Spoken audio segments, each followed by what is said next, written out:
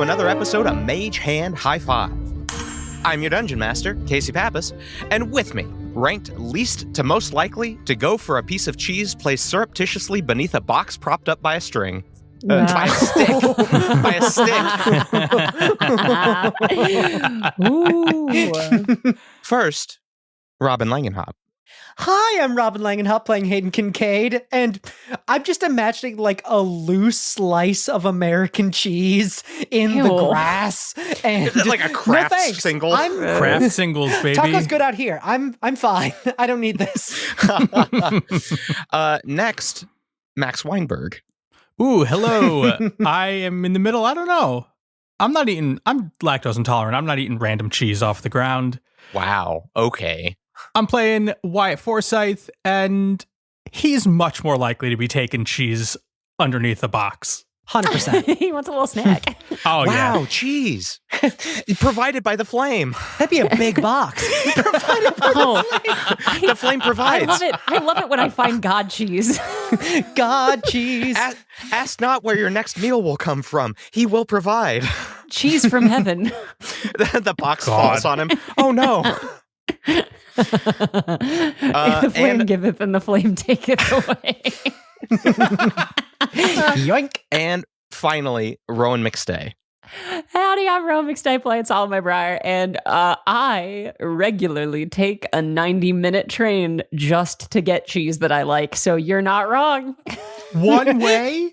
90 minutes one way, yeah. Do you take a 90-minute train ride to a trap? No, it's not a trap, but you could definitely cheese trap me. Cheese trap is definitely like the honey trap for asexuals. This really sounds like one of those nonsense stories from your childhood that you have done. No, I do this now. No. I meant that you taking cheese from underneath a box and a stick. The box, yeah. That sounds like something your grandfather put in the backyard, and you're like, oh, cheese. I didn't tell you guys that was how I ended up in Siberia for 3 years. Did I ever tell you about how in the Pipers we used to play cheese trap? And with that, with that, let's dive right in. Good, very good. Last time on Mage Hand High Five, you took on the Jameson envoy, who had arrived in Echo to secure the city in their deal with Fax. Salome, you took on Titus and 2 of his bastions, and while you were able to free Barabbas and remain invisible the entire fight, you were unable to recover Lysander. Hayden, you took on Courtois, who offered you a choice. Follow her through a teleportation circle for the chance to kill her, or remain behind. You stayed behind, but were able to wound her severely. Wyatt, you fought 2 church assassins, preventing them from abducting Davy. Courtois and Titus fled, the bastions were run out of Echo, and Hayden and Salome reconvened outside of Davy's house, while Wyatt checked on Davy's family inside. When we last left off, Clive had appeared, expressing his mission to return Wyatt to Echo for safekeeping. Where you are now. Wyatt, you're still inside with Davy, having just explained the 3, your actual life and death experience, and the events that have brought you to this moment. As you've talked, you've heard voices coming from outside that you recognize as Salome, Hayden, and your family's manservant, Clive. What do you do? Okay, Davey, I gotta go confront my family. I'll be back, hopefully. Okay. Oh, that's my parents' ship. Oh. Yeah. Okay. Wow. Do you have any questions about that? You look like you might have a question about that. I don't know whether, I should ask questions about it, I think that might be a little rude.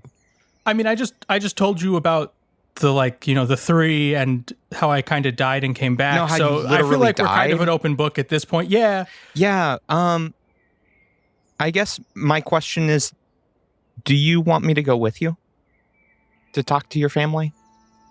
I don't want to be a part of it. Or I don't think that it involves me, but if you need someone to go with you. I appreciate it, Davey, but I think this is something that I have to do on my own. Are you okay? I mean, no. Yeah, no, that's fair.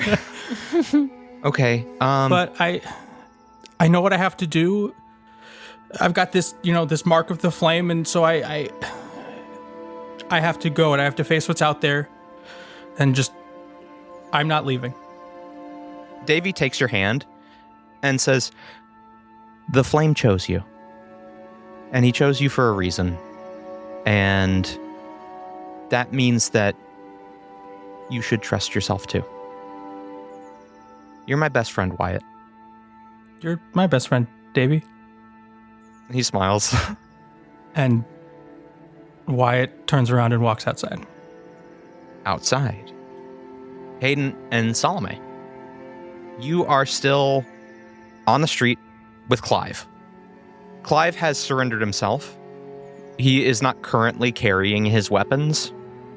You see some of the Forsyth men have begun to appear in the street.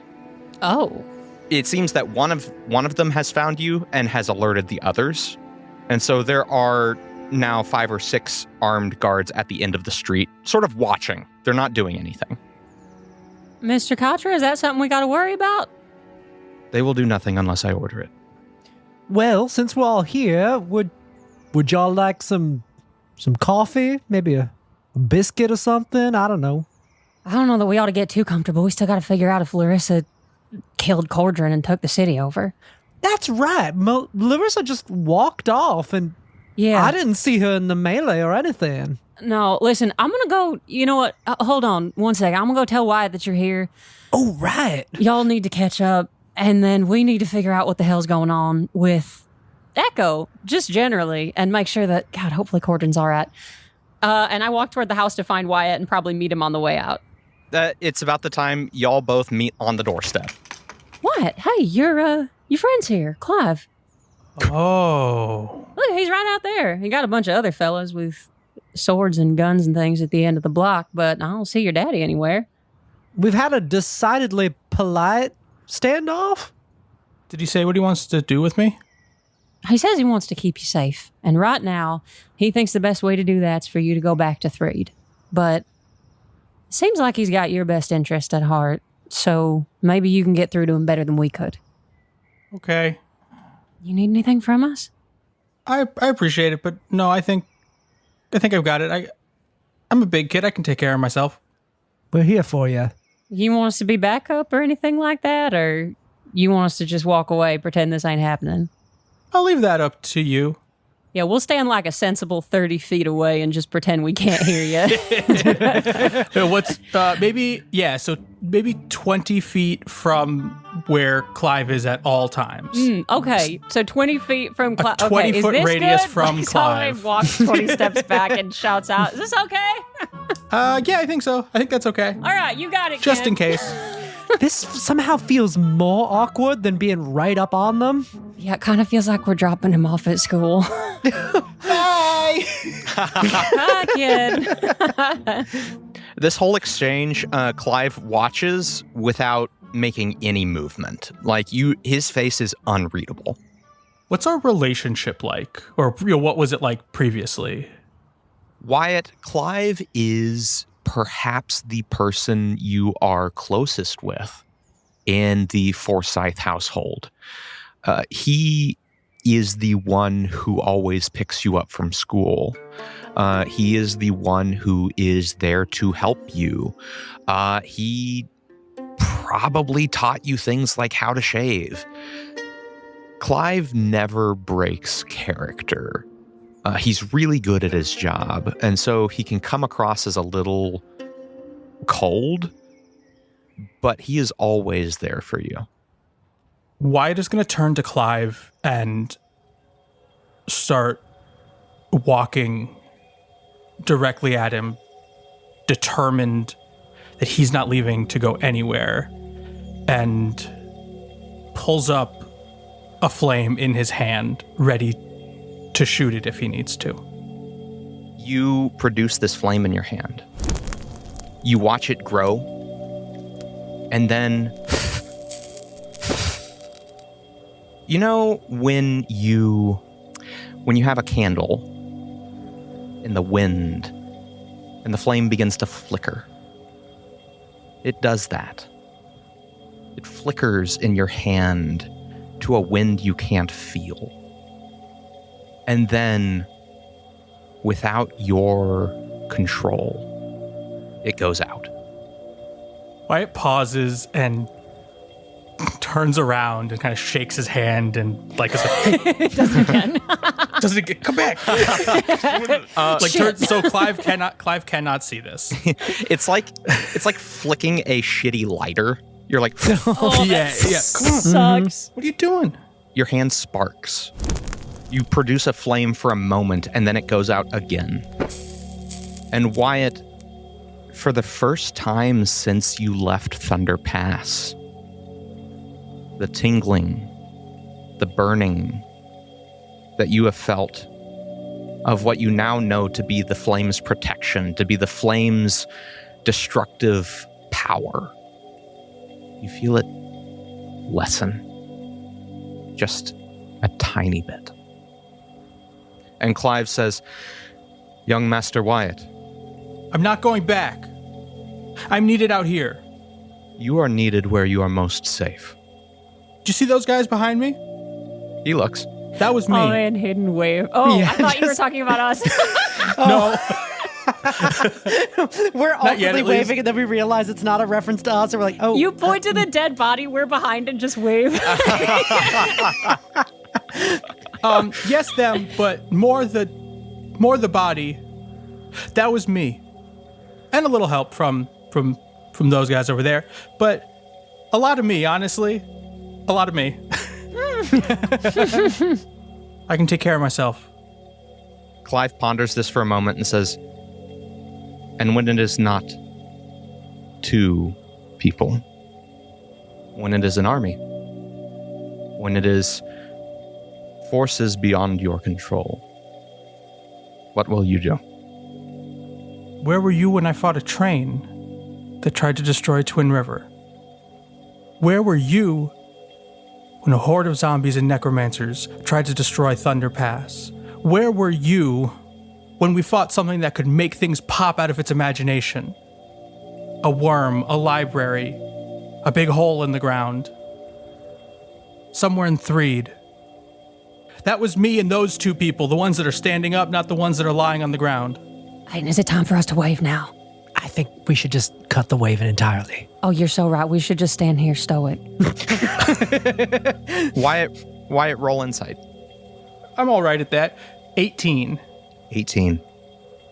Everything you say, every situation, every fight that you've encountered and overcome, you see Clive's face drop a little more. And you feel the sense that he is ashamed that he was not there to protect you.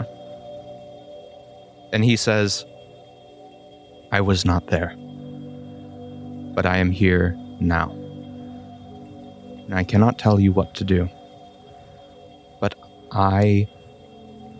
it is my highest priority to ensure your safety. If I cannot do that, I fail at my position. And I will not fail again." The best place for me is out here with my new friends. What's a good point to get both Salome, Hayden, and the dead people? Now we're supposed to wave. Wait, shit, we weren't paying attention. Hayden. I elbow Hayden. What? You can come if you want. Clive considers this. And then he says, "You're confident that you can handle yourself? Show me." You like hit you? He motions, and the guards behind him fan out across the street. He begins to remove his jacket. And he says, "I want you, young master, to prove yourself." Wyatt smiles at this and takes a couple steps back and goes to blast Clive with a scorching ray. Ooh. Ooh, okay. That's a nat 20, a 21, and a 12. Okay. Wow. As you do it, you see him hold his hand up to his face, and you see a magic shield deflect. The nat 20 hits, the 21 fails. God, that sucks. 13 fire damage. You launch fire. He completely dodges one, throws up a shield for the second one, and the third one catches him off his left hip. How's that? He fully sprints at you. You see a quarterstaff appear in his hand. The first attack, I'm going to use Warding Flare to give him disadvantage. Okay. Should we intervene? I don't think so. Okay. I don't know anything about this, but I think he might be becoming a man. I likewise do not know anything about this, despite a lot of testosterone among me as a child. Yeah, no, the rituals of masculinity are beyond me. The first two attacks are gonna fail. The third one is a 20 to hit, unnatural. That'll hit.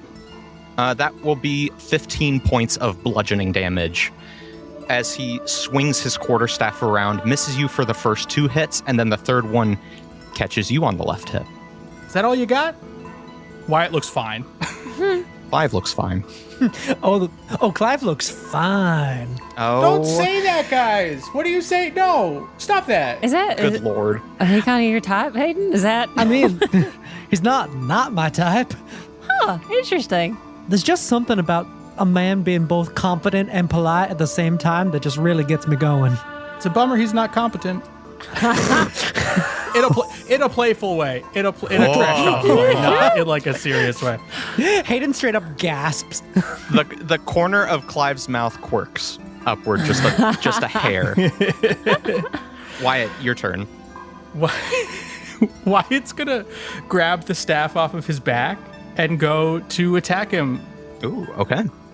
Ooh, baby, 24. That is going to hit. Sick. Wyatt's gonna then, as Wyatt hits him with the top of the staff, is going to like surges energy into the staff, which like makes fire explode out of the top. So I get to do, I don't know if I've done this yet. I think it's been a really long time. It's a magic weapon that when I hit, it gets 3 charges per day. And when I hit, I can use it to deal an extra 2d10 with made of fire damage to the target. And they have to make a DC 15 con save. Oh. Tell me if they Hell fail. yeah. That's going to fail. Ooh, I'm going to win this fight. That's 17 damage. Okay. See, I could take care of myself. He does not respond. He just attacks you. Oh, sorry. He failed his saving throw. Yes. Completely forgot about that. The target has disadvantage for an hour on any ability check or saving throw that uses strength or constitution. For an hour? Wow, that's great. Wow. Okay. Sorry, I forgot about that. Cool. Okay. I don't get to use this very often, but it's really cool. My dad got me this for my birthday. Clive picked it out. Yeah, Clive 100% is the one who got this for you.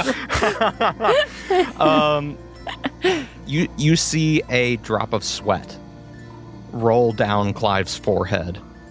And then he attacks you with a 19, a 21, and a 27. Woo. Believe it, everything but the 27 hits. Okay, perfect. That's going to be 36 points of bludgeoning damage. Ooh, boy. As he hits you 3 times in a row with his staff. Oh, damn. That was kind of like Preacher Cassidy. He says, "You cannot let your guard down. Come on." Wyatt holds out his hand and casts Hold Person. Ooh. So I need a DC 17 Wisdom saving throw. That is an unnatural 20 to save. Ooh. Damn. Wisdom is Clive's highest stat. Yeah, that I tracks. figured. Yeah. Hey, me too. Learn from the best. Clive's going to attack you again. That is a 19, a 20, and a failure to hit. That'll hit. 17 is my AC. That is 23 points of bludgeoning damage. Ooh. Okay. Still up? I am still up. I'm at 14. Come on, Wyatt. How's he looking? How's Clive looking? He's looking fine. He's looking fine. Stop saying that about him. God, kid, you hear like a bat. He ducks in, feints with one of his attacks, spins, catches you under one arm with another, and then in the opposite side hip. Ow! As he does so, he says, "You must protect yourself." How far away is everybody from us right now? 20 feet? We are exactly 20 feet. Everyone? Exactly Great. 20 feet. There was a whole discussion about this. Well, you might need to watch yourself. And Wyatt smacks the ground and casts a fireball right on the two of them. Ooh, Okay. the two of them? So go ahead and make a DC 17 dex save, which I'm sure he will pass. He gets 17 exactly. Oh. I pass with flying colors. That was a 19 on the die. Hey, nice. That's going to be a 27 damage to both of us. So quartered to me because I'm resistant now. Yeah. As Wyatt smacks into the ground, releasing this fireball, he gets to yell out, "I am the flame, and the flame is eternal!" Wyatt, it sputters for a moment before allowing you to cast Fireball. It works, but it is not comfortable. I am the flame, and the flame is eternal. Clive catches the hitch in what you say. Is this good enough for you? Wyatt, he looks at you, you having just fireballed both of you, and you see that Clive is looking hurt. And he says, "You cannot afford to be reckless." Then he comes at you. He's got a miss. I bet 8. Only one of his attacks hit. That is exactly 8 points of bludgeoning damage. Wyatt goes down and begins to glow, hopefully, and comes back with 1 HP from his Mark of the Flame. Yeah. Says, "I told you I'm eternal." Whoa. We can't let that get to his head. Nah, I think that the ship might have sailed on that one. He's an only child Yeah. No, he's like a of a wealthy rich family. Northreed only child. We should have expected this to get to his head. The mark glows all over his body. So like through his clothes, you see the mark glow as he comes back with 1 HP. And it is your turn. As Wyatt comes back up, that glow from the Mark of the Flame is going to extend into his Radiance of the Dawn channel divinity. Ooh. And he needs to make a DC 17 con save. With disadvantage, right? With disadvantage, because I smacked him in the face with a staff once. That is a 16. Yeah! Which means I get 2d10 plus 11 damage. Do it up. 23. Wyatt, describe how this looks. The glow from the Mark of the Flame as he gets back up continues to get brighter and brighter and brighter as just a heat radiates from him that Clive is unable to resist. This heat roils off of you.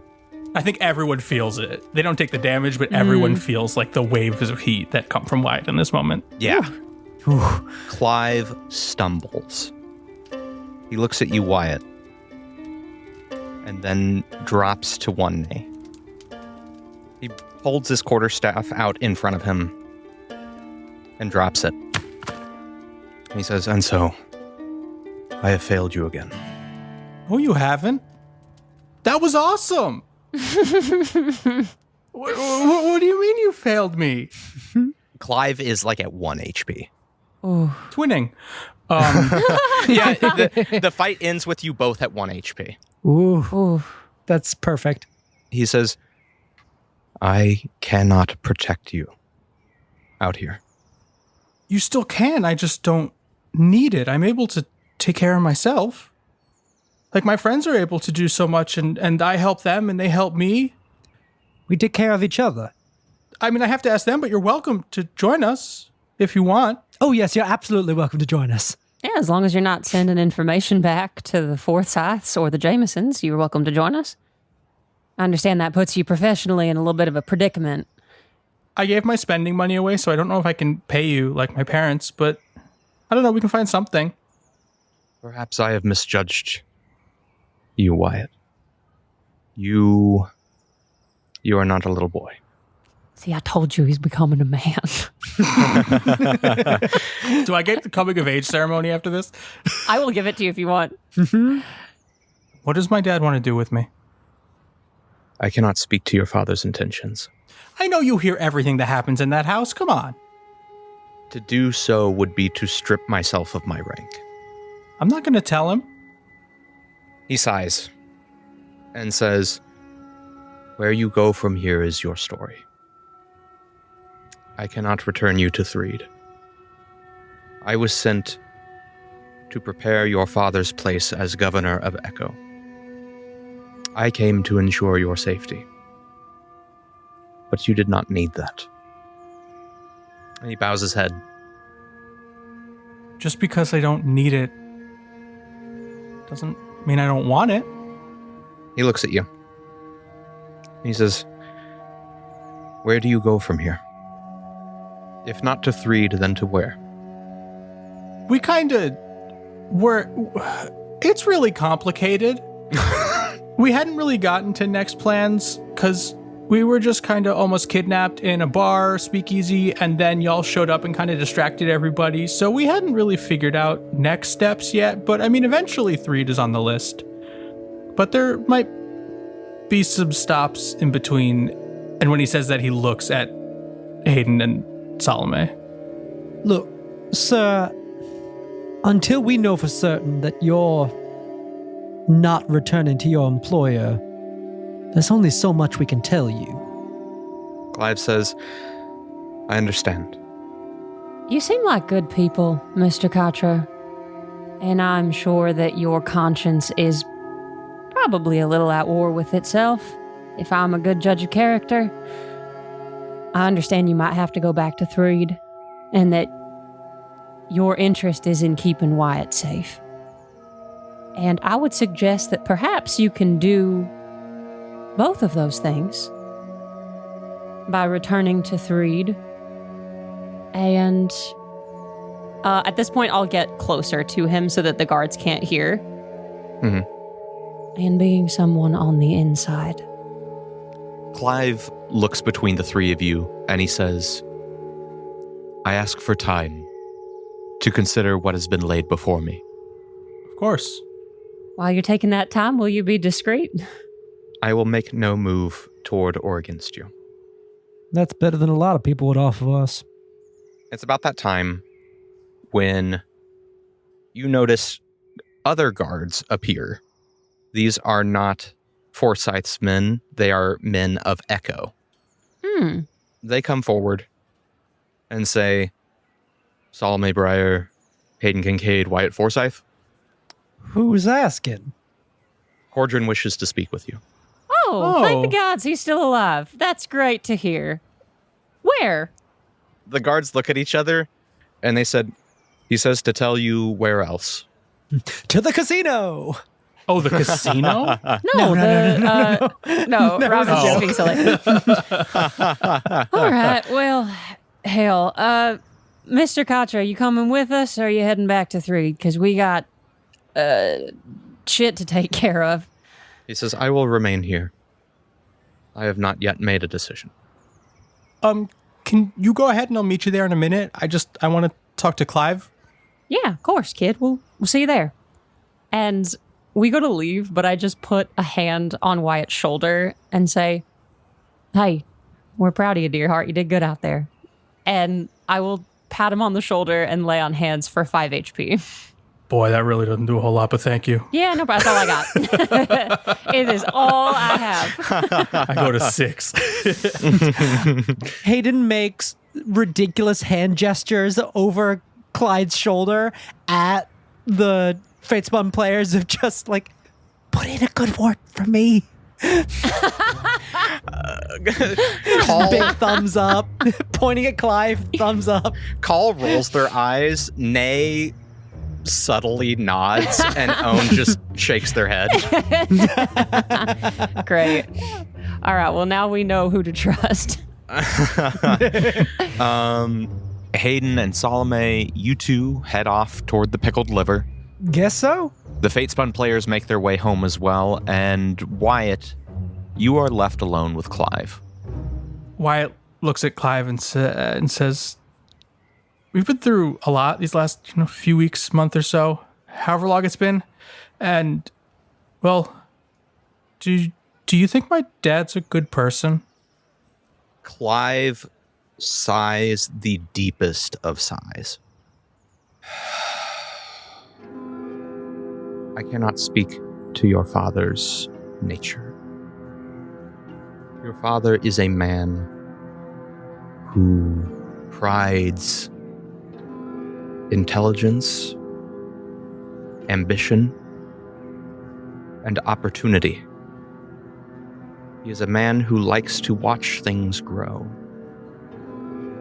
But what I think of him is not as important as what you think of him. It is not my place to influence your view of the world, only to prepare you for it. And when you talk to your father once more, you must be prepared. Will you be there? He looks at you, and for the first time in a very, very long time, you see Clive smile. He says, I will be wherever I am needed for you. Both of them bloodied from this fight. Wyatt goes and gives a big hug, and he's tall enough now that he can go over. People like the over hug, which has got to be super weird for Clive. Oh, he's giving him the over hug now. I imagine it like one arm over, one under situation that people who are of similar sizes. And as equals. Just in that big hug for probably the first time, just thank you for everything you've done. Wyatt, as you hug Clive, he's very stiff. And then ever so slowly, his arms wrap around you back. And then in this hug, I will cast a 3rd level Cure Wounds. Oh, that's sweet. On Clive.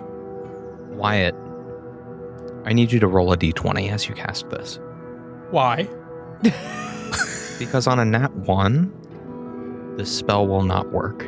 It's a 6. Wasn't good, but it's a 6. On a 6, you heal Clive. You feel him straighten up. You see some of the burn dissolve. Some of the scorch marks dissipate. But Wyatt, as you cast this spell, you feel it flicker. Something is happening. I gotta go, Clive, but we'll be in touch. And Wyatt leaves to go to the pickled liver, and the second he turns a corner, he stumbles a little bit. You stumble and you feel the light of the flame flicker in your heart. Hayden and Salome, you arrive at the pickled liver. Oh, I think do we wait for Wyatt? Do you wait for Wyatt? I would. Yeah, why not? Oh, okay. Yeah. Well, then you have been waiting around the corner for Wyatt. Wyatt shows up, and you all head to the pickled liver. For the first time, the back door is open. I mean, we gotta keep a little bit of an eye out, right? Like, I think we come in prepared. It didn't go well last time. Yeah, we come in ready. You approach this so seriously this time. You enter the back door ready. And inside is Cordrin, one arm in a sling. The room is brightly lit. The only people in here are Cordrin and one other person, who is seemingly a member of the Featherfolk. Well, howdy, Cordrin. It is good to see you alive. What the hell happened to Larissa? He signs, and the interpreter says, I appreciate the confusion of the fight that you three put on. You slippery son of a gun. You got out of there? He nods and says, in all the confusion, Larissa did not have the time to approach before she was intercepted by a few of my men. Are we expecting to run into her again soon? Cordrin thinks and says, no, she is safe. She will stand for her crimes, but she has gone through much on my account and on Stump's account. And I do not wish her undue harm. It seems like y'all really went through the shit after Stump left. You and her together. There were times when we were our only allies. It is hard to be placed in a position in which you can no longer trust anyone. That is sure as hell true. Are you, still willing to hold up your end of the bargain about, aid to Twin River? Cordrin smiles and says, nothing has changed. I am a bird of my word. You should know that there's forces from Threed looking to take control of the city for themselves in the power vacuum that they believe to exist here. Cordrin says, I understand. And I have certain trustworthy individuals that have, of their own accord, established themselves in high-ranking government positions. I have already made motions to secure the governorship for myself, temporarily. All right. As I recall, I made a deal with you, Miss Breyer, about hosting a fair election upon the conclusion of this war. And if we live to see it, if I live to see it, I will make damn sure to hold my word. I can see why Stump liked you so much. He talked a lot of trash, but he did like you quite a bit. Makes me miss him. He shrugs and says, to be a partner in crime, you must be dependable. Oh, well, hell, great. Okay, so that's something. Is there anything we can do to try to... I mean, the people were thankfully real fired up about the Bastions, so they might already be on side with you, but is there anything we can do to help rally the people around the cause?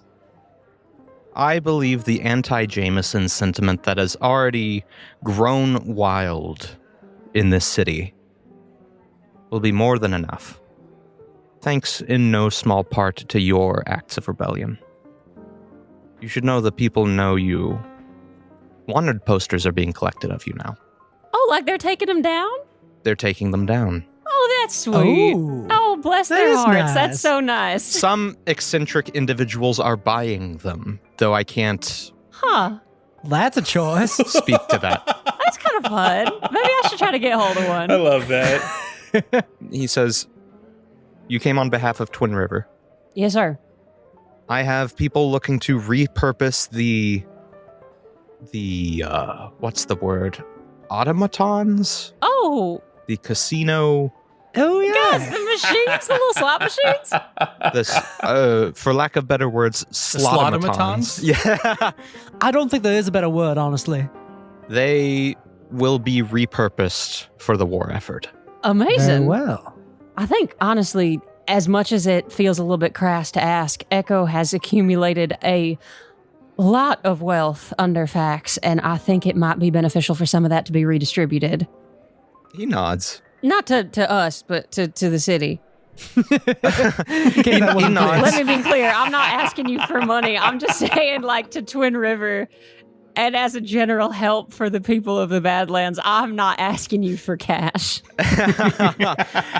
He nods and says the rebuilding of Echo, there is a long road ahead of us. And we must take it one step at a time. But I do see the path. I would like Echo to be the true antithesis of Threed. In every sense. Now, I have much to run. But my men were able to find something in Lothric's office. And one of them steps forward and drops a bag of gold on the table. Oh, shit. Oh. Huh. Still doesn't phase Wyatt.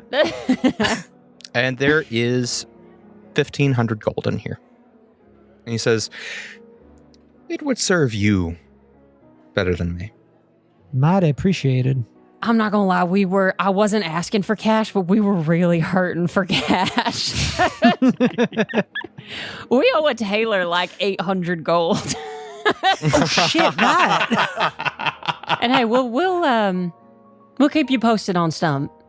We have not given up on him, so we'll let you know how all that goes, okay? He sighs and says, Stump did tend to rush into things head first. Ain't that the damn truth? And honestly, Cordrin gets up and says, without any more to do, I have a government to run. That you do.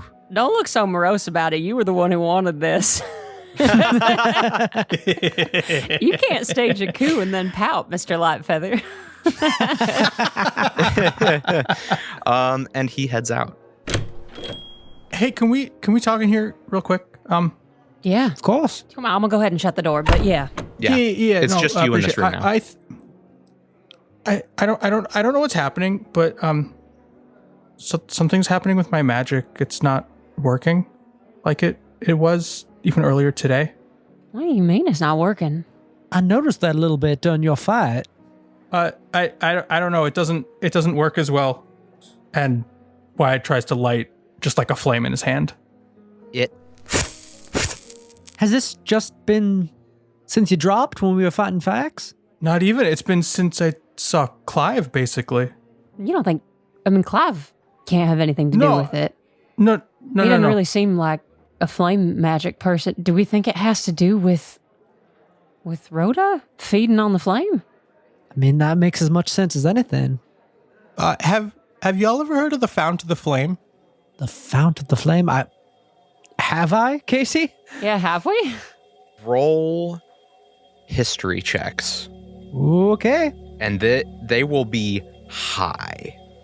13. 11. Neither of you have. Yeah, nah. Yeah. No?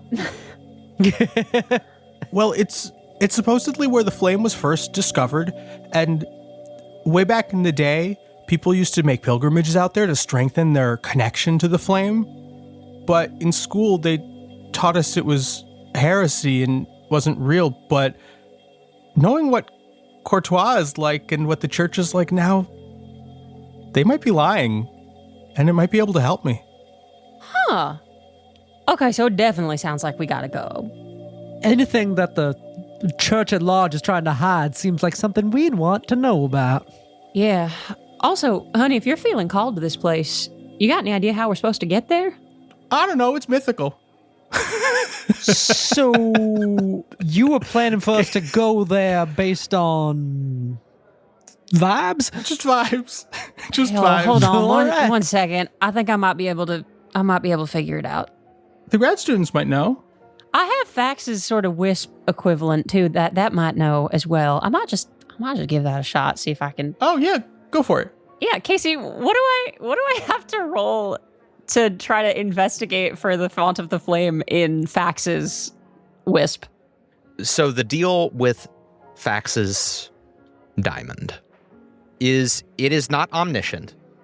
Fax was not omniscient. However, there is a big chance that he knows things that you want the answers to. Mm-hmm. However, every time you look for an answer, you have to roll an investigation check. If you fail, you do not gain the answer, but you can try again. However, you will take psychic damage if you try again. Great. You will take psychic damage on repeated attempts. Can I give the help action by describing it more and giving more information about it so maybe she knows what to look for? I would allow that. That's better. That is a 16. Hey. You are pouring through Fax's mindscape. It is overwhelming. It is just images thrown at you. It is overstimulating because every image is actually a composite of 11 different images as all of his eyes were looking in different places. The sounds barrage you as you are looking through, but you are able to glean a snippet. You believe Fax found information related to the fount. That Fax was here back when it was a regular pilgrimage, long before it was abandoned, and that it lies south of here, between Echo and Fort Braddock. Salome detaches from this wisp and gets a little bit dizzy and girl, you all puts a right? hand on Hayden's shoulder to stabilize herself I got and says, "Oh yeah, I think I might throw up, but it's south of here, between here and Fort Braddock. I don't want to do that again." It's like everything, you see everything all at once. Ooh. It sounds so cool. All right, hell. So maybe we do that tomorrow. Does anybody have anything else we got to get done here before we take off? Yeah, I should check in with Winona. Oh, I was going to go grab some new armor. Oh, that's good. I actually, Hayden and I are getting something from Clovis, so why don't you just take some of the money we got and get yourself something? I was going to go see if I could sell off Thaddeus' sword, now that I got one of my own, and make a run to the USPS. And I don't know, it'd be nice to try and see if Barabbas ended up okay, but gods only know if he'll show up or not. What do you say we all go run our errands and meet back in the middle and take off tomorrow? Thank you For what? for agreeing to do this with me. Oh, Of course, kid. sounds fun. We're here for each other. Yeah, you're part of the family now. Cool. And look, if we're heading to 3, we're going to need all the help we can get, and we want you at your best. Thanks. But also, we just like you. You all go your separate ways.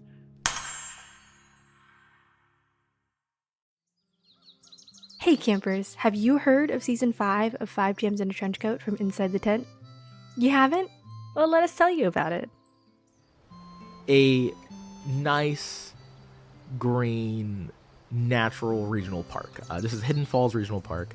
For our purposes in our world, it's a bit larger than it actually is. It is the summer of 1983, and it is all of your first time getting to stay at Hidden Falls.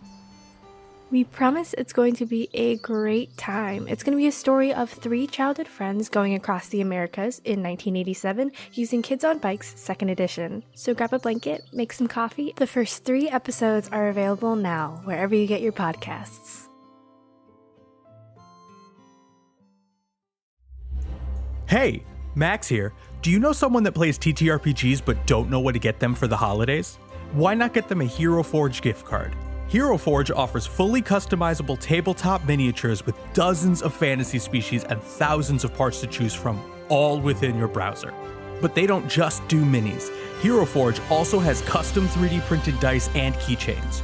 Available at HeroForge.com, their digital gift cards are super easy to use and can be sent instantly via email. So check out HeroForge.com today for some awesome gifts for that TTRPG enthusiast in your life. Some restrictions apply. Wyatt, you wanted to pick up armor. Yeah, I was thinking about trying to find some half plate to just upgrade a little bit. Okay. I will say half plate probably would run you about 700 gold. Could I maybe also grab some potions as well? Yeah, for the half plate and for 3 potions of healing, why don't we just round it up to an even 1,000 gold, and you'll get all of that. Sure. Great. Easy peasy. I'm a kid. I have no sense of the economy. Somebody's just taking you for a run. Yeah, and if we want to just, hand wave that, that's totally okay. I know I've done a lot this episode, so. Sure. Yeah, we could do that. Hayden, you head to Winona's. Winona is, at the moment, in her living room with the Fate Spun players, and they are all chatting. Oh. And as you walk in, Winona's saying, "Oh my gosh, there was this one time they stole a coin off of a police officer, off a cop, and I had to." She looks over at you and says, "And I had to provide the distraction." Yeah, I made some choices. I do that. Really, Winona has a whole history of getting me out of a lot of scrapes, if we're being honest. Well, seize the cheese and all that. And Nay says, "Seize the cheese?" Has she told you about Rat? Call says, "Oh yeah, I like Rat. Rat's cool." Oh, wait a second. You've been telling stories to make Rat sound cool? That's very interesting. Winona says, "No, they've just taken to him." Fascinating. Oh, just to give you the full image, he looks kind of like this, and I just become Rat. Girl, if I'd known you were telling stories, I could have come over and I could have done reenactments. Call says, "You know what?" And then also turns into Rat, and it's just bop, bop, bop. Oh. All 3 of them turn into Rat, and Winona says, "This is so spooky." Ooh, we can play 3-card Monte, except we're all the same person. 3 rats. Oh my god. Oh my god. Find Hayden. And it seems like Winona is getting along really well with the new additions to your family. I let this moment just play out for a while. Just having a regular evening with my family where nothing's at stake. We're not running to or from anything. We're just sitting together. It's been so long since I've had something like that. And I don't want to interrupt it with the fate of the world, at least for a little bit. You sit and bask in the presence of storytellers, Winona included, who take turns, each in their own way, describing the events that have led each of them to here. Winona describes your exploits on the streets of Threed, and the players in turn describe the many towns and people that they've come across. The briars come up at one point. I lean in. And there are nothing but kind things said. As the stories are being told, Hayden is playing with the braids in their hair and letting different strands just shift and playing with color. And for probably the first time in years and years, when they were testing the limits of their own abilities, they're playing with creating a persona not as a disguise, not as a trick for the next job or to live through the next few minutes, just to see what feels good for today. And as the stories continue, Hayden just has a whole rainbow of color of different strands of hair as they just soak in all these stories and all this family time. Mm-hmm. And as you do, occasionally you glance over and catch Owen just watching you. Call and Nay are so wrapped up in the stories, and even Winona to an extent, but Owen, in their own way, is a little bit the eldest, watches. And one time, as you connect eyes, they just wink at you. I think at a certain point, when there's a lull or Winona steps into another room just to get some food for everyone, Hayden follows her and says, I didn't want to interrupt. It was just such a nice moment, but you know that we're all going to have to be moving on pretty soon, right? She says, I know. Felt nice to have a family again for a moment. Yeah, I agree. I hope you don't mind me sort of taking them as family a little bit. They already offered. Not at all. It feels right. Their family, your family, it's whenever you meet Salome's aunts, they're going to adopt you immediately as well. We're just going to make a big old mess of a family. Well, Salome is growing on me, and from everything Call and Nay and Owen have said, her aunts are saints. So They are. Look, just to be clear, you don't have to walk through fire with me. The places I'm going are going to be mighty dangerous, but you always have a spot by my side if you'd like to come along. I never want to be separated from you again.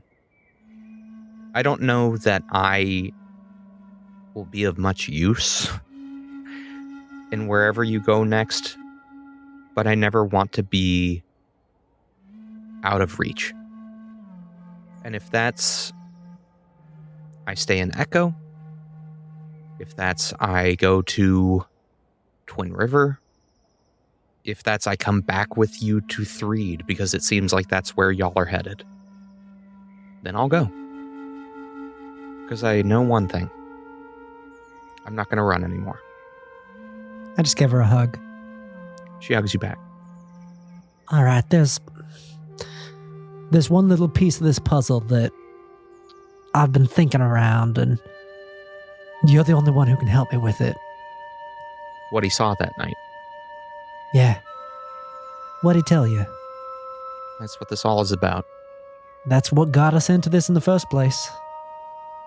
From what he told me, he'd been taking on larger and larger houses to sneak in, take something, fence it, and take the money back. And he had been pushing his luck for a while, but that he broke into a particular house in Threed. He wouldn't tell me where. And he said as he crept upstairs, he heard voices. He peeked into the room and saw a group of people, all in black robes. At their head, a really, really scary woman. Skin and hair bone white. She sort of stops and says, not like you. I know her. She was there. And then during the ceremony, I guess, they brought in an old man. And he had vestments on. And they told him that his day was over. And that he had picked a successor. And they smothered him. And as they did, one of the other people in the circle removed his hood He was a blonde man. Young, dashing, and Rat recognized him. He's one of the Jamesons. Do you know which one? I mean, there's only a couple to choose from, right? That's right. He said young, short blonde hair, bright blue eyes. I get them confused. They all have T names. Yeah. Well, here's the thing. I believe the old man was the Pontifex of the Church of the Eternal Flame. Fuck. Yeah. Big ol' fuck. And the pale woman. That's the one who hired the stranger. And she was here tonight. I almost had her, but she got away. She won't get away next time. And if she's dangerous, I don't want you going off and getting yourself killed. I know, vengeance and all that. But her death doesn't matter to me as much as your life.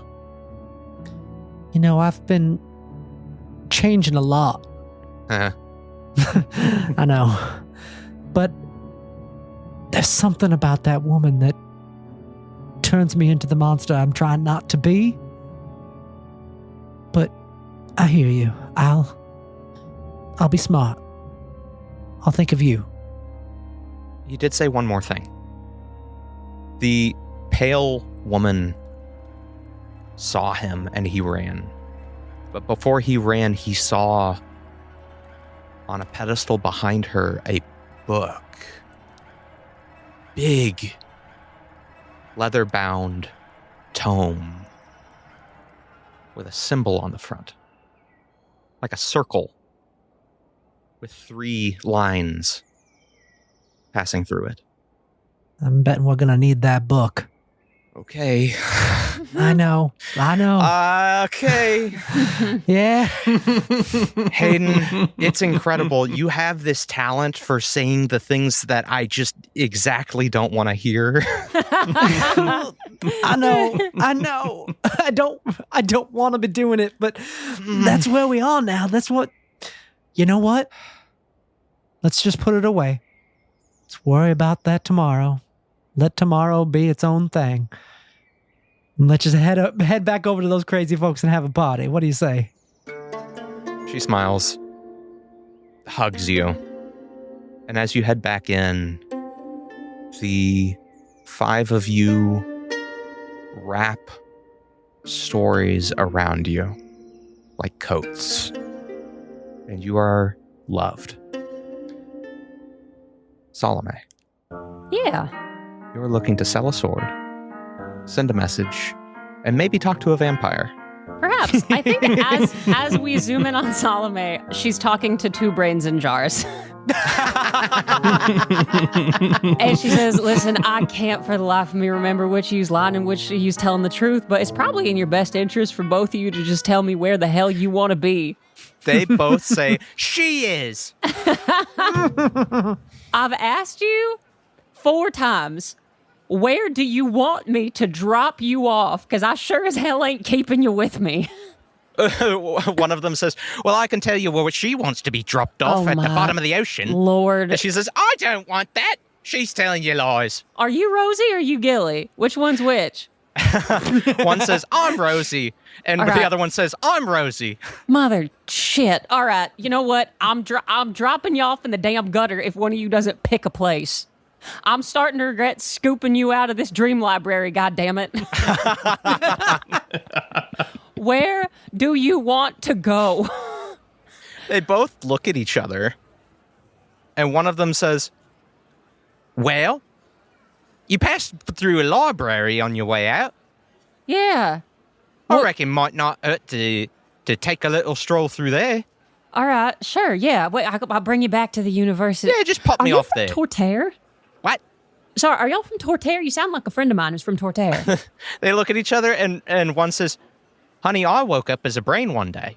All right, I'm going to take you to the library. I think maybe we just shouldn't talk, and I'll just drop you off at the end of the day and The other one says, I've lived for thousands of years. I shove them in my bag.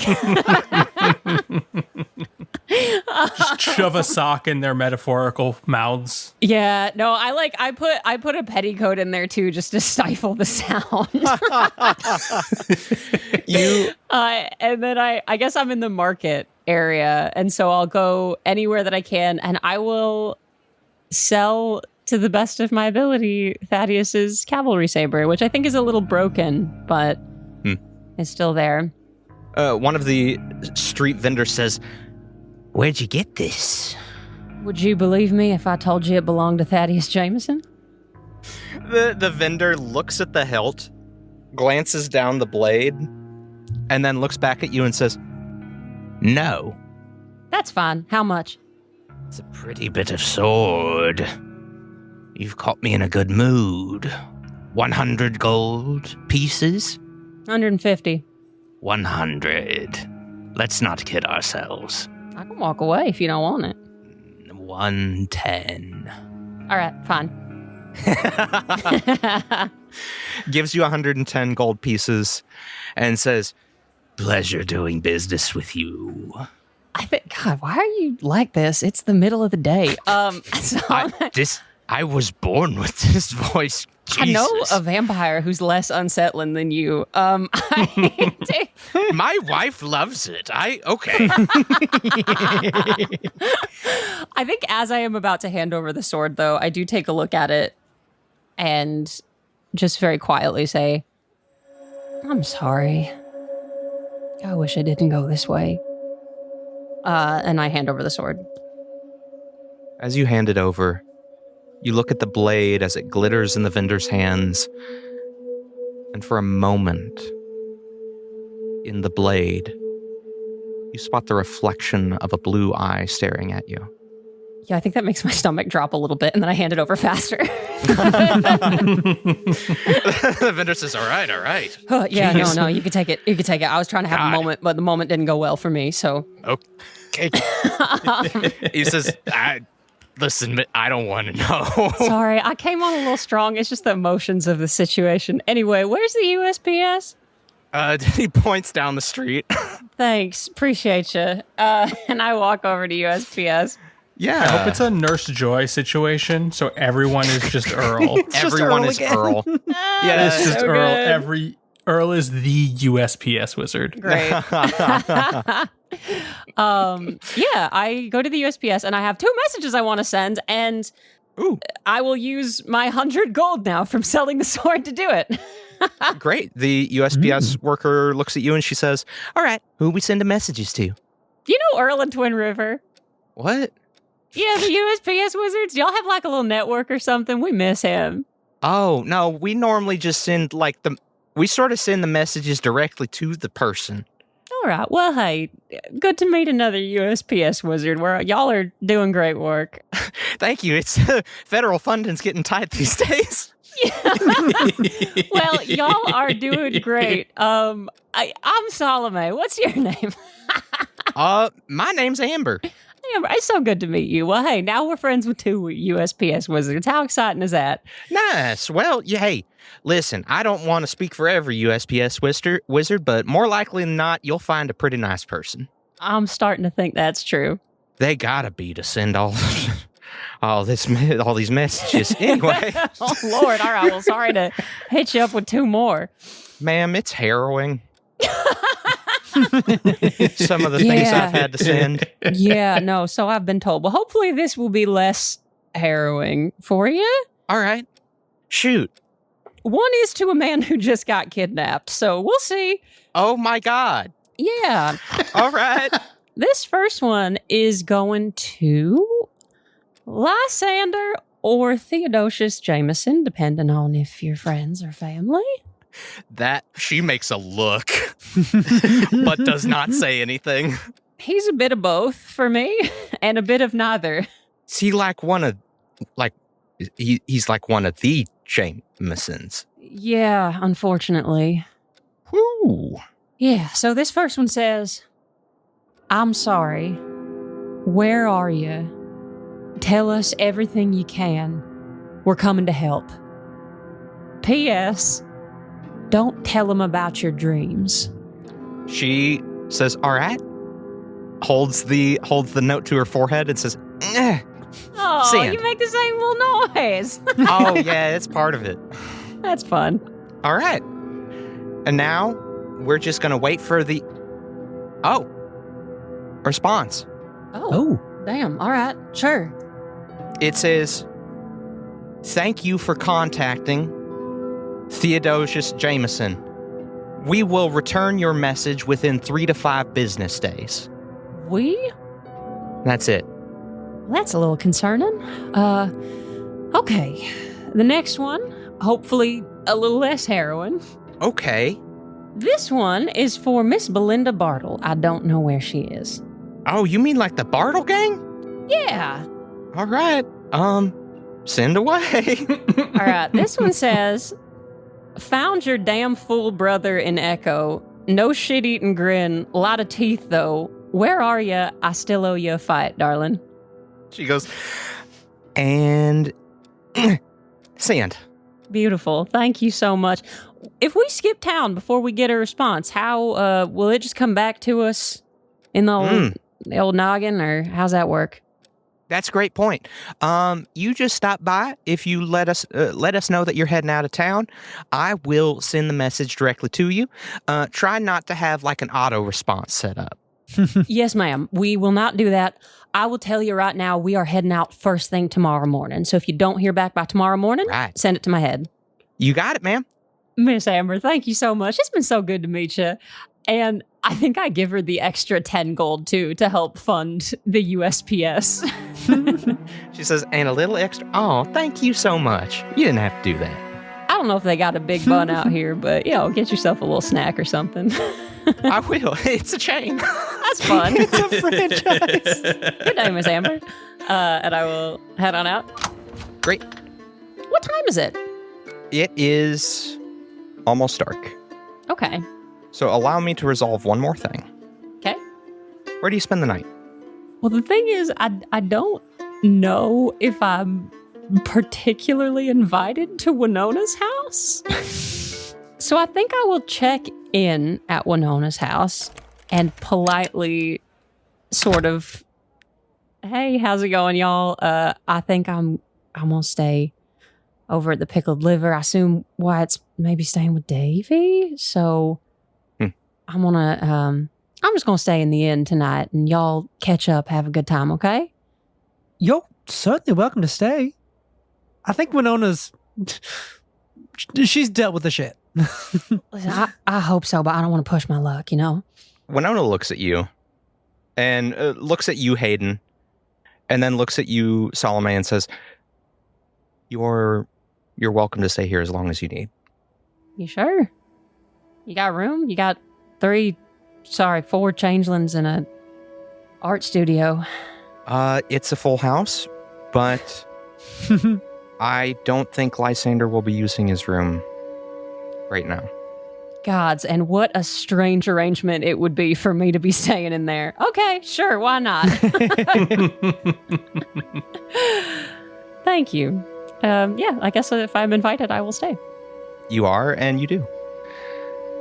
And it is late into the night when you hear a knock at the window. It's behind a bunch of paintings and a blackout curtain and bars on the outside. But you hear a knock. I draw Thaddeus's gun and look out. There's a man in a black duster, long-brimmed hat, dark locks spill out. I'll get up quietly, definitely trip over an easel, and then go outside. Yeah, as you sneak out, you see Owen look at you, and then just turn over and go back. Yeah, I'll just step outside quietly and kind of peek around. Barabbas is out front. Howdy. Are you okay? I wanted to thank you. That's funny, because I owe you an apology. Well, then we can trade. All right, who wants to go first? If you'll allow me. By all means. I I did not give you any reason to save me in the way that you did. So I wanted to ask why. You could have left that stake in me.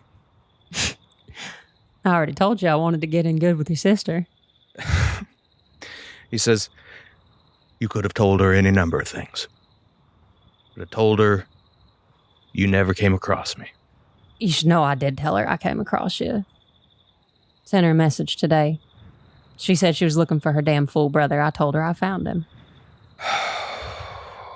But if you ain't gonna make this easy on me, the day I left Threed before I met Hayden and Stump and all them, I ran into one of Thaddeus's drinking buddies at the train station, and he told me he didn't know Thad to be the type to let his things go off and running.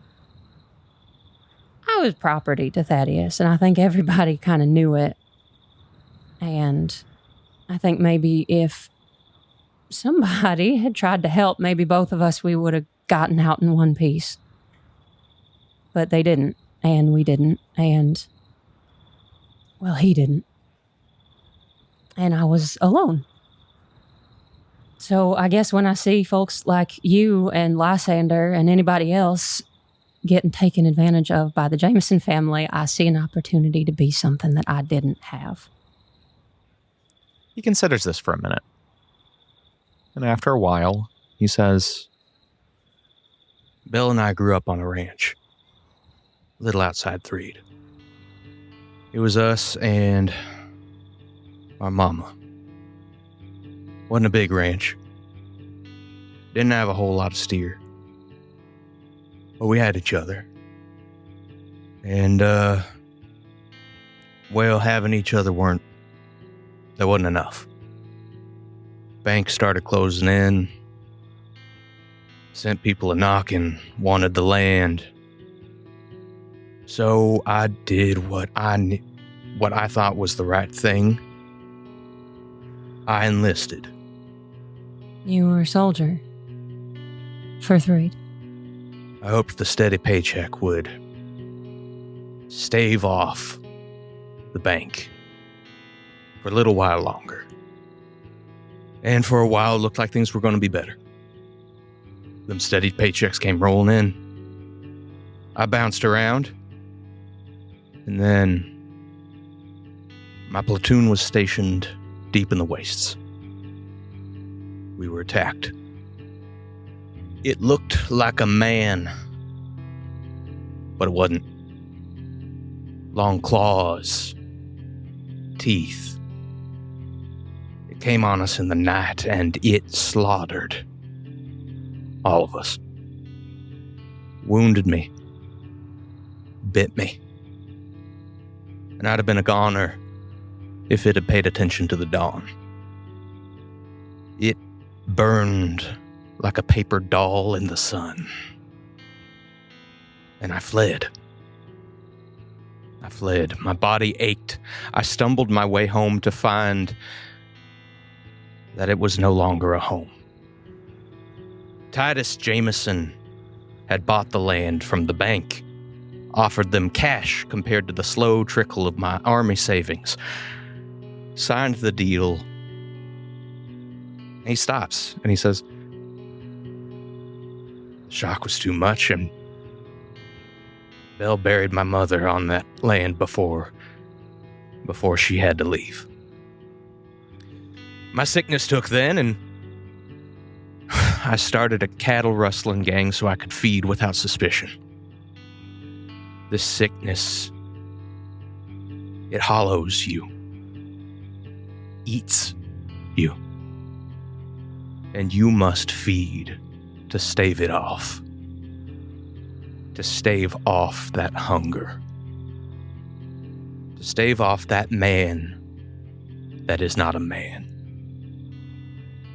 I was caught, extradited, but those soldiers did not let me stave off that man. And so they met him. Is that what happened to the extradition? He looks up to the sky and he says, I gorged myself in their blood. So all that to say, I wish you hadn't told my sister that you'd met me. I wish you'd have told her the truth. Which is? He holds his arms wide and says, wish you'd have told her I'm dead. She doesn't know you're sick. She knows. What did she have to say about it? She told me lies. Lies like she cares about you and she can try to help you. No, I believe her when she says that. But she told me lies like we have time. That it won't take me. But I feel it. She don't live with this feeling. This hunger that he stops. And quick as lightning, you see he holds a rat in his hands. And he clamps down into it. Blood dripping from his lips, he says, I'm going to Threed. And what are you going to do in Threed? Try to take your revenge on Titus by yourself? I'm going to kill your ex-brother-in-law. And then I will greet the dawn with open arms. And he turns. Hey. First of all, I owe you an apology. Second of all, when I said I wanted to help you, it wasn't just saving your life, Barabbas. I want to help. My family are some of the best healers in the Badlands. Probably the best. I don't think I'm being cocky about that. If anybody can help with something like this, it's them. He says, I ain't interested in false cures. He pulls a vial, half drunk, from his coat. You recognize it as the bottle that Titus gave him. And he shatters it on the ground. Well, unlike Titus Jameson, my family and I don't trade in false cures, Mr. Bartle. I really think we could help you. I wouldn't tell you if I didn't. How I am right now, that's the only shot I have. As a man, I can't kill Titus. He's untouchable. We can help. Come with us. We are trying to stop the Jamesons, and so are you. We can help each other. And hell, before you just step outside in the middle of the afternoon sun, why don't you just give us a chance? Does he have a wisp? He does. You're gonna have to trust me on this. But the part of you that is you is still there. Right here. And that is who you are. And I think that for Belinda and for your mama and your family, you ought to give yourself a shot. If Belinda and you don't have any other family, she needs you. I can't promise I can succeed, but I can promise to try and help. You're headed to Threed? Yes, sir. I appreciate it. But I know what I have to do. And if you're headed to Threed, then maybe I'll see you there. I do want to apologize for asking you to bring Wyatt back. I got desperate, but it was unkind to me to ask. I shouldn't have. He nods. That hunger will die with me. He begins to turn. He says, for what it's worth, I hope you find Belle. If for nothing else, then to steal her other hairpin. She's got two? You're going to have to find out how many she has. She did say that she left a husband in the same way that I did. I ain't in the business of telling other people's stories. Fair enough, Mr. Bartle. I hope to see you soon. He disappears into the night. You all wake up the next day. Your horses and pony have been brought around. The same ones that you have ridden since that fateful journey to the wilds. Wyatt's feet are going to drag on the ground all the way to the most holy site in his religion. Great. Yup. The horses are brought around, and as you all saddle up, Wyatt Davy sees you off and says, hey, don't die again? I would never. I'm like 1 for 1 on friends right now, so Please keep that friend safe. I'll do what I can. He smiles, and the Sutton family sees you off. Hayden, the Fatespun players wish you off as well. Owen says, our story does not end here. Better not. I believe we have many more threads in this tapestry. You said Twin River is the place you feel at most home? That's where much of the rest of the family is. Well, perhaps we will journey there and join most of the rest of your family.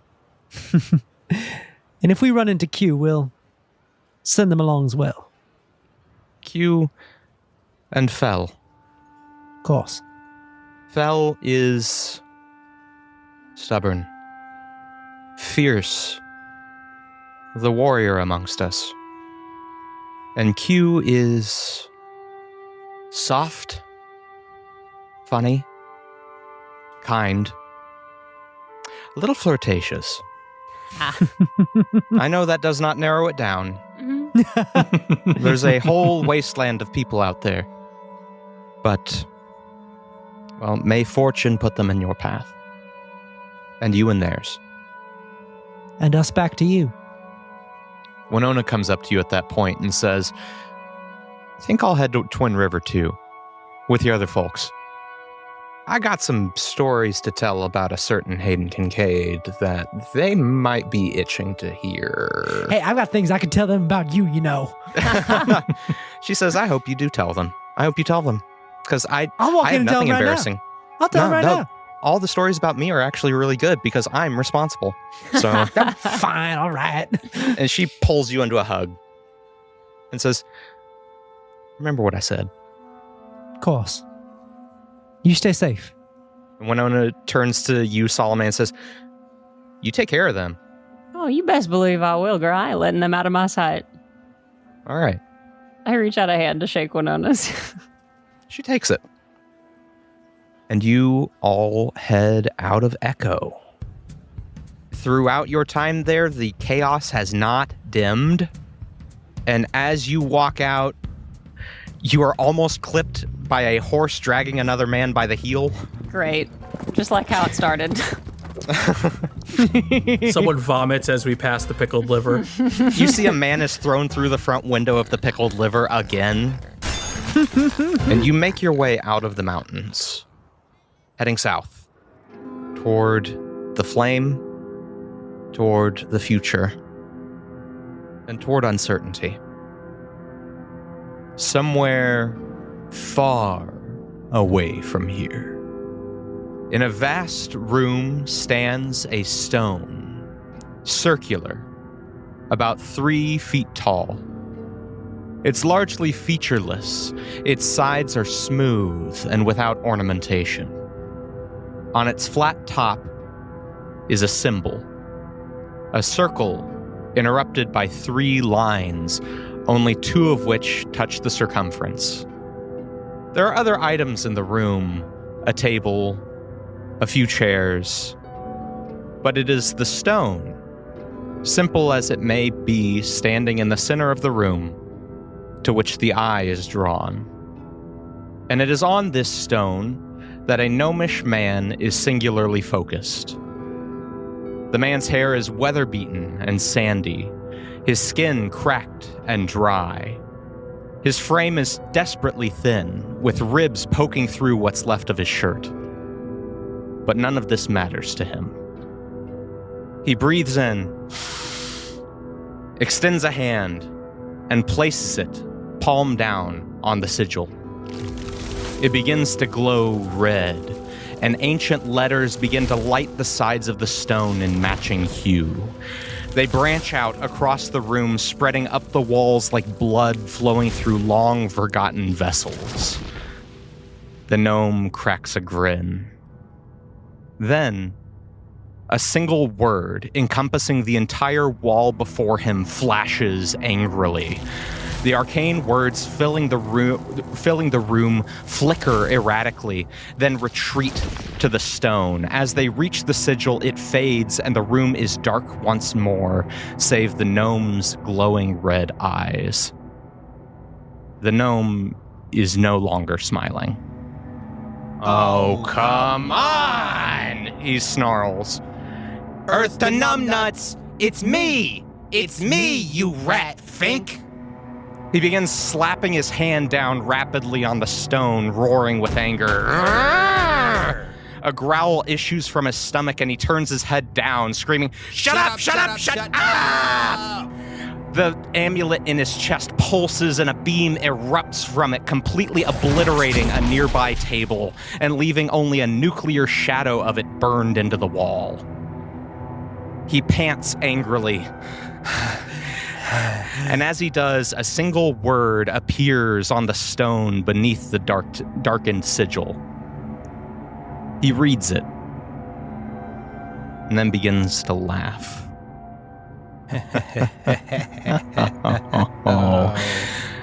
Clever girl.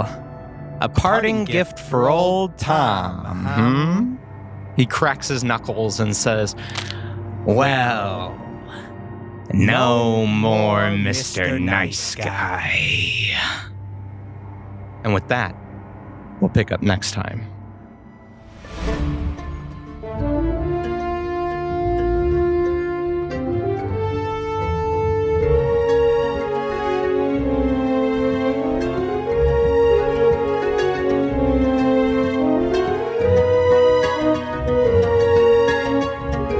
Thanks so much for listening to another episode of Mage Hand High Five, the Badlands. Want to show your support for our show? Want to hear us talk more about it? Then check out our Patreon at patreon.com/magehandhighfive. For just $5 a month, you get all kinds of extra goodies like early access to merch, peeks behind Casey's GM screen, and a whole second extra podcast, Mage Hand Down Low, where we talk about the behind the scenes of the episodes. Not to mention, you can help support small creators as we work on this passion project for you. Check us out at patreon.com/magehandhighfive. Thanks to Jacob Kersner for our music and Shane Smith for our logo and our cover art. Check out our website at magehandhighfive.com and look for us all across social media. We are on Instagram, TikTok, Facebook, Discord, Blue Sky, and wherever else we may be, we're going to be there at Mage Hand High Five. Go to your podcatcher of choice and throw a 5-star review our way. If you already have, thank you so much. And if you haven't yet, jump on in, the water's fine. And now I'm going to shout out all of our subscribers over on Patreon, and I'm going to do it in one breath. Nikki Multi, Azure, Luke Sharples, Miranda Couple, Jay, Theo Els, White, Lindsay, Dale Heimbecker, Dan Bibby Fresh, Darth Zelda, Deborah Jacobson, Jackson Maurer, Ocarina Sonata, Mads the Jelly Cube, Morgan Faber, Kathleen Ayers, Kellen Wilbur, Trout Relief, Chronic Dreamer, Patrick Hickman, Debbie, Nathan Ritter, Chicken Too Tasty, Evan Noon, Avery Spar, A.M. Lovelace, Alison DeVelvis, Das Carpenter, Diana Bacon, Al Forrest Oki, Liz Spar, Carrie Lee, Jonathan Gunn, Tyler Gardner, Juliana Pang, Laura Al, Chloe Utley, and Sammy Richardson. Whew, I had some stumbles in there, but mostly there was a saliva problem I was dealing with. So, yeah.